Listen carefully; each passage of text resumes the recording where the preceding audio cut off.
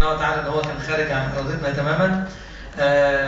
الدكتور اسلام تعب معايا جدا جدا، يعني يروح ونيجي ونتقابل ونروح ونيجي، فبشكره جدا لانه يعني من 7 صباحا او 8 ونص زي كده عاملين نشوف بعض احنا فين وعايزين نتقابل ازاي، ولكن الطرق كانت صعبه جدا لان القاهره كانت زحمه جدا النهارده. بشكر المعهد بقى الجميل اللي انا سعدت بوجودي معاه قبل كده مرتين تقريبا. دكتور الاستاذ الدكتور احمد خميس على ان قعدنا مع بعض وقت قليل، ولكن يعني بحكم ان انا يعني درست في الخارج شويه في ماجستير بخصوص صناعه القياده الحديثه ومنظومات العقل وصناعه الذات، فاعتقد اقول ان انا قابلت عقليه فعلا مش قليله، ولكن عقليه بجد عايزه تعمل حاجه وليها رؤيه فيجن واضحه جدا جدا جدا.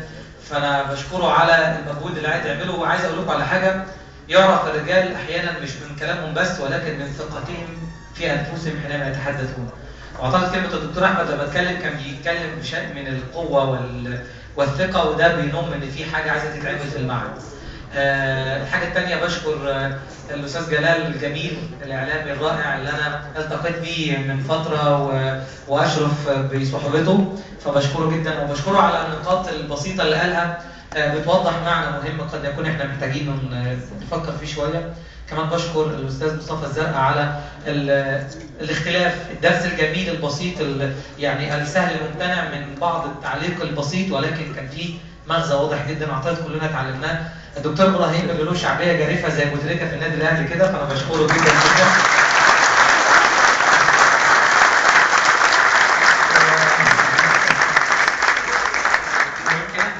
في سيرته واحنا جايين في العربيه يعني، يعني ياك بس سامحنا على اللي احنا قلناه في حقه.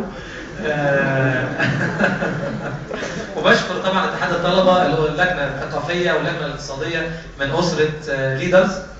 وكويس ان احنا عندنا ليدرز وقاده وعندنا حاجات جميله جدا. بشكر كل اللي حضروا، وقبل ده كله طبعا الشكر وحده سبحانه وتعالى لمن خلقنا ورزقنا واعطانا من حيث لا ندري ولا نحتسب، وهو ربنا سبحانه وتعالى.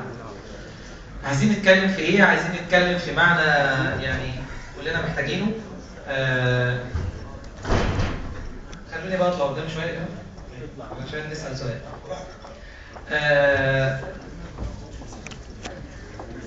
عايز اسال سؤال: ايه اهم حاجه بتشغلنا في حياتنا كشباب؟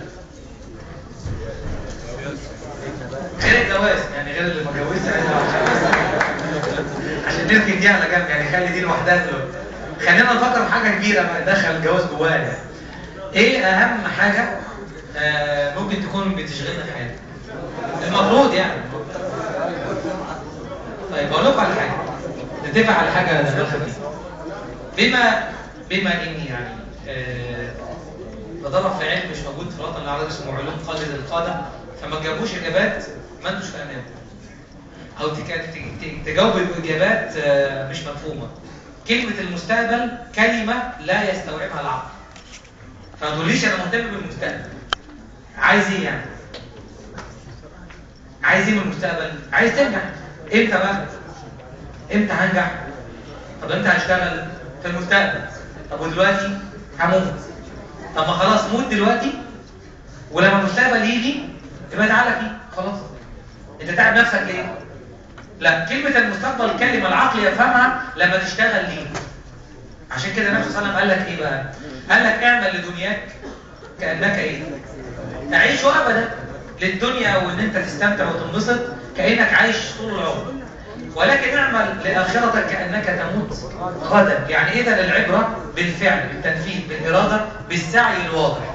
طيب يبقى كلمة المستقبل كلمة دمها خفيف وظريفة، ولكن عايزة استيعاب أكتر شوية احنا عايزين نشتغل عليه عشان لما نوصل للمستقبل نبقى ناجحين وواضحين ومتميزين. ايه بقى أخطر قضية بتشغلكم؟ أو المفروض إن هي تشغل الإنسان المسلم. اتفضل. آخرته. ما هو عايزين نوضحها برضه. ما اخرتي انا مشغول باخرتي اعمل ايه؟ فين الموضوع؟ برضه دي اجابه حلوه، انا عايز مشغول بالاخره. لا انا عايز في الدنيا. عايز انشغل بايه بقى؟ اعمل ايه عشان اوصل لاخره جميله؟ تقرب الى الله. في ايه بقى؟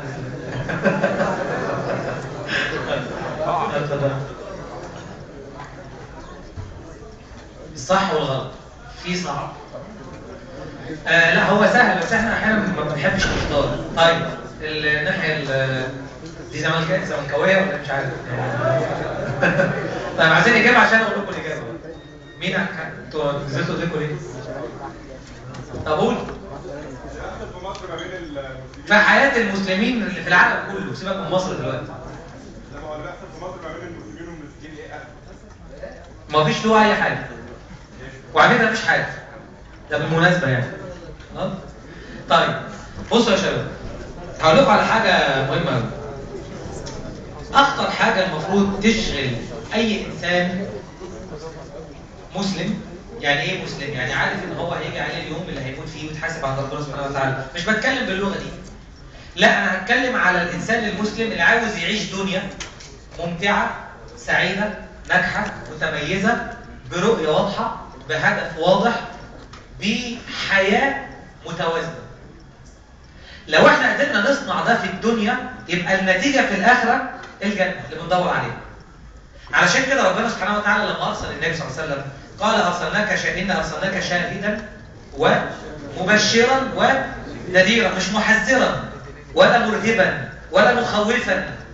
شاهدا تشهد على اللي احنا بنعمله وبننتجه وبننجح فيه، ومبشرا ان احنا نبشر دايما بالامل وبالخير وبالتفاؤل مهما كان هناك صعوبات في الوقت الحالي. لو هنتكلم على مصر او غيرها، مهما كنت شايف الصوره مش واضحه، الصوره ملخبطه، الدنيا تعيسه، عايز اقول لك النبي صلى الله عليه وسلم كان منهجه في الحياه تفاءلوا بالخير تجدوه. هل المشاكل اللي في حياتنا اكتر ولا المشاكل اللي كانت في عهد النبي؟ حاجه حرق دمك بس. فين الحل؟ ما عنديش حل. انما الانسان المتفائل، لو هدخل بقى في علوم القياده، الانسان المتفائل اللي عنده رؤيه، اللي دايما بيحسن الظن بالله لان ربنا كن فيكون ايا كان الاسباب والظروف. الانسان المتفائل هو اقدر انسان في الحياه ياخد قرارات ويحل مشاكل وينتج ويبقى متميز. انا مش بتكلم بدافع عن حد، انا بكلمك في فيجن عامه انا عايش بيها. فلو انت حطيت نفسك، تعالى النهارده بص على الفيسبوك وتويتر، طبعا دي اللغه الجميله بتاعتنا كلنا يعني. فلان الفلاني اترمى عليه طوبه في الحته الفلانيه. الخبر ده جالك تعديه ولا تحط التاتش؟ تحط التاتش بتاعتي. احط التاتش بتاعتي. فمش فلان اتحدف عليه طوبه، في 5000 واحد ماتوا تحت دبابه، مفيش دبابات اصلا، في دبابه. فالخبر ده راح لواحد زيك يسيبه؟ يروح حاطط الايه؟ بعد ما الخبر مثلا يعدي على 15 تفاجئ ان في قريه اعلنت استقلالها، ماشي، وعملوا شعار جديد وتدينوا بدين جديد وهبا لنا ولا عز لكم والحاجات دي، وبعدين الخبر ده يجي لك تعديه؟ لا ما يعديش. وايه بقى؟ كان الخبر ده بدايته كانت فين؟ كانت عندك انت. عارفين لما احنا صغيرين يضحكوا علينا وحد بيشتم حد، كانوا يضحكوا علينا واحنا صغيرين، يقول لك لما تشتم حد يقول لك اصل الشتيمه بتلف اي حاجه في اي حاجه عن اي حاجه. ايه اللي بيشتم تلف يعني مش يعني لما والدك يشتمك تقول له على فكره ايوه.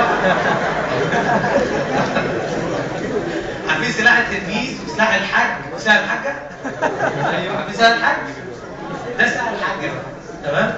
فما يندفعش عليكم بكلام احنا بنردده. خلي بالكم الانسان لما بيردد